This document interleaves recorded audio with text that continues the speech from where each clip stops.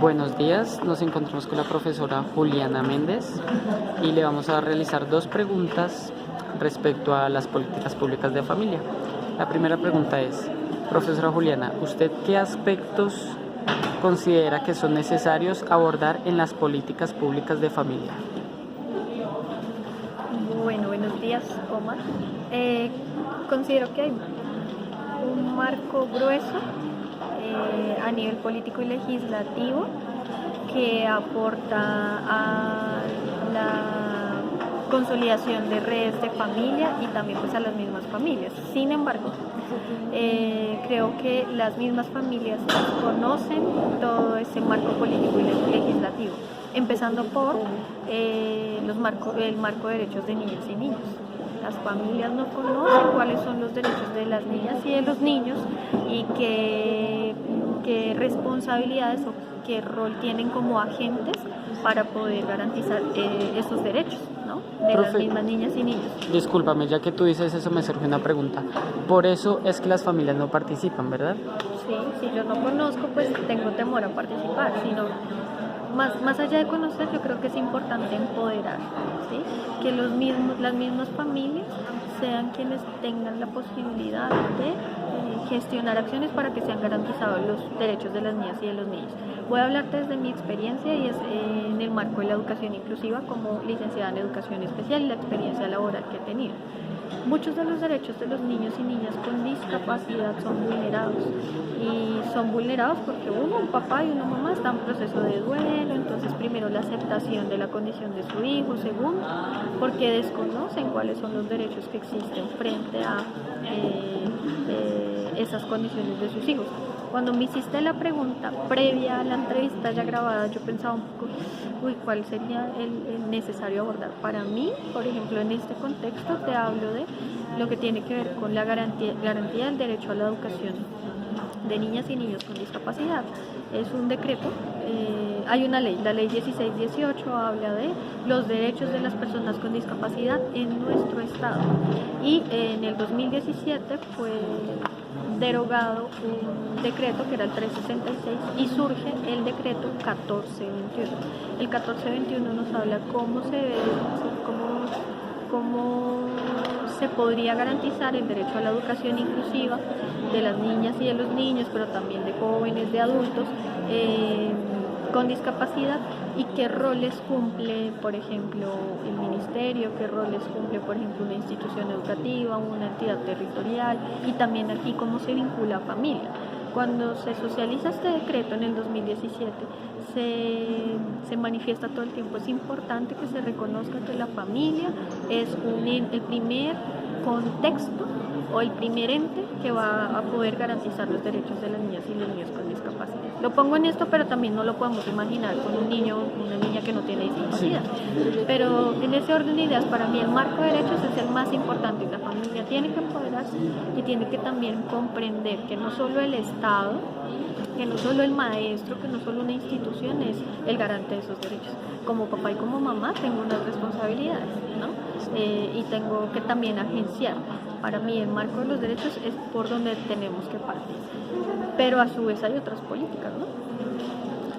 Muchas gracias, profesora. Nos deja muy claro muchas cosas, también mucho que pensar. Esto es muy bueno.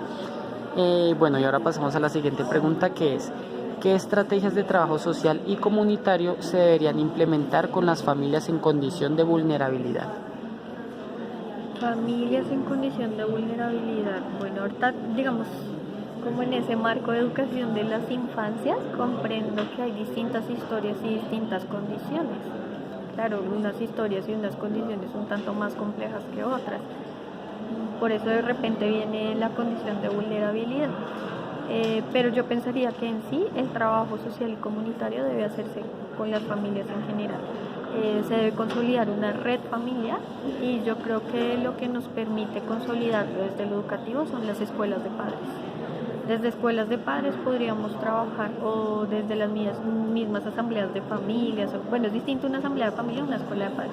Nosotros como educadores tenemos que sí o sí concentrar también iniciativas y deseos de transformar el sistema educativo o las realidades sociales y culturales de las comunidades a partir de estas escuelas.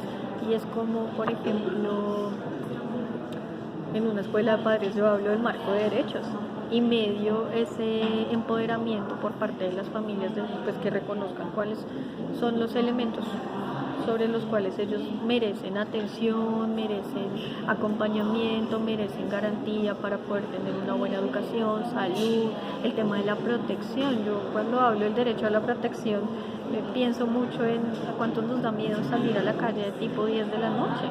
Y acá en Bogotá a las 6, 7 de la noche, 8 de la noche ya temor salir, ¿cierto? Entonces, cuando hablo solamente de este derecho surgen muchos elementos en mí.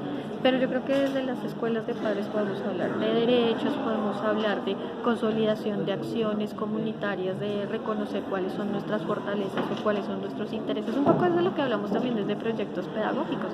Entonces, las mismas familias tienen intereses.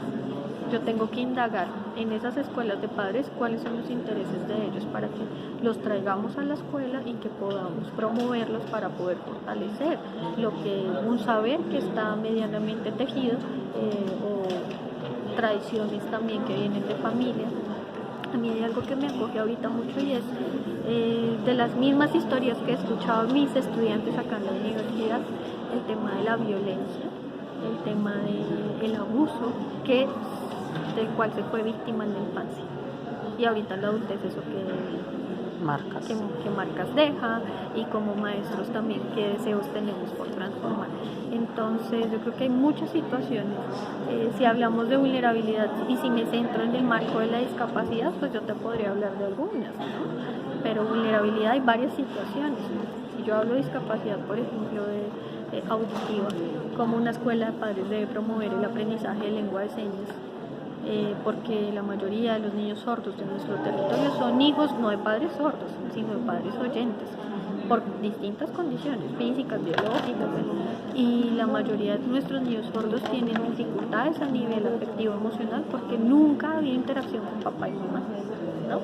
No pasa una interacción con un profesor en el colegio. He visto cómo los chicos que pasaron por escuelas maternas en educación bilingüe para población sorda, ya chicos que tienen 22 años le dicen papá a su profesor sordo, y esto es lindo, ¿no? Yo no lo señalo como algo negativo, y es lindo porque se generó un vínculo, pero ¿por qué no se generó con el papá de la familia, el papá biológico, el papá que está supliendo unas necesidades básicas, alimentación y demás, pero que tiene un temor y que no reconoce, por ejemplo, una lengua de señas como una posibilidad, como una lengua, ¿no? Y como una posibilidad de vínculo con su hijo, sino que lo ve como algo que yo no quería y que finalmente me lo impusieron y terminé aceptándolo para un desarrollo de mi hijo. Eso lo podría hablar, por ejemplo, en comunidad sorda, pero también he visto cómo sucede con la población ciega. Papás que no son capaces de asumir un poco la crianza de sus hijos, el cuidado, el acompañamiento, porque dicen, nació ciego y ahora, no, yo sé que hay tal institución donde puedo ir a dejarlo y puede estar viviendo allá, y permanecen allí incluso hasta la adultez, y familia nunca estuvo presente.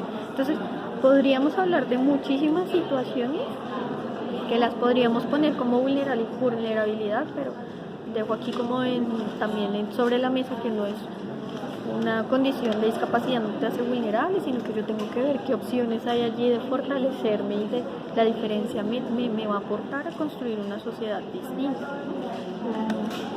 La comunidad indígena que está llegando desplazada por situaciones de violencia, y lo que yo les decía ahorita en clase, las casas de pensamiento, qué tan oportunas son en este momento para que desde familia, desde la misma individualidad de la niña y del niño, se pueda mantener un saber ancestral y que la misma sociedad lo vaya validando y lo vaya reconociendo. Muchos de nosotros nos estamos movilizando a desarrollar prácticas de las comunidades indígenas. La toma del yagé, por ejemplo, ya nos resulta siendo tan mística y tan...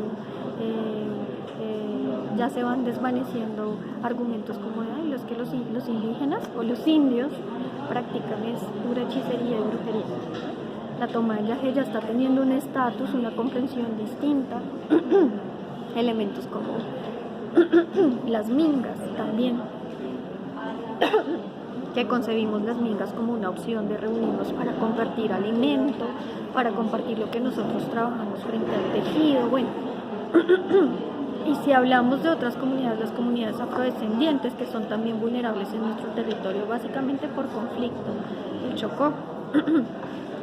Si empezamos a identificar que cada una de estas comunidades tienen una opción de aportarnos a nuestra sociedad y no las vemos como vulnerables, sino que tienen un potencial, pues yo creo que podemos transformar incluso esas dinámicas de trabajo con familia. Oiga, papá de niño sordo, dése cuenta que su niño sordo no es el único niño sordo en el mundo, hay muchos más. Venga y le presento un adulto sordo que ya pasó por la universidad, tiene una maestría y trabaja en una entidad del gobierno y está liderando la educación de la población sorda. Venga, se lo presento. No es el único indígena que está en la ciudad. Venga, le presento esta comunidad que se organizó y que además organizó una casa de pensamiento. Acá podemos seguir valorando esos saberes y esas tradiciones. No deje de vestirse con su atuendo, ¿no? Que muchos dejan incluso rompen con su identidad por lo que van a vivir en una sociedad. Pero pues es que es muy global, ¿sí? Si hablamos de mundo en especial, tendríamos mayor posibilidad. Pero lo que digo es, para el trabajo, ¿qué aspectos son necesarios? Eso. Identifiquemos, llevemos a la familia a empoderarse, familia identifique cuáles son sus fortalezas y desde esas fortalezas identifique cómo puede fortalecer su situación familiar. Que uno siempre parte de lo negativo, siempre parte del conflicto, y bueno, y el conflicto es necesario para transformar, pero las familias en nuestro territorio, en nuestra sociedad, creo que desde mi experiencia laboral y lo que he leído sobre familias, están siendo muy señaladas y no están siendo acompañadas. Entonces lo que le sucede al niño es por culpa de usted, mamá, que usted no supo desarrollar, usted necesita un acompañamiento, necesita ser escuchado. Tiene un duelo, trabajamos en ese duelo. ¿Sí? Tiene un interés, venga, como mediamos eso. O sea, no en vano una persona, un papá de un niño sordo tampoco quiere aprender lengua de señas. Hay un duelo. Hay una configuración que está tejida desde lo social y es que la lengua de señas no tiene el estatus que tiene el español. Y desde allí yo tengo que empezar a trabajar con papá, a acoger con cariño, con amor al otro. Creo que desde allí, sobre todo, se tiene que trabajar con familia. Porque hay unas historias de esas familias también y las historias tendemos a repetirlas. Entonces, básicamente eso, aunque es muy general. Bueno, profesora Juliana, muchas gracias por compartir con nosotros sus conocimientos. Realmente nos deja mucho que pensar. Muchas gracias. Gracias, profesora. No, a ti, Omar, muchas gracias. Bueno. Ay, profe, qué linda. No.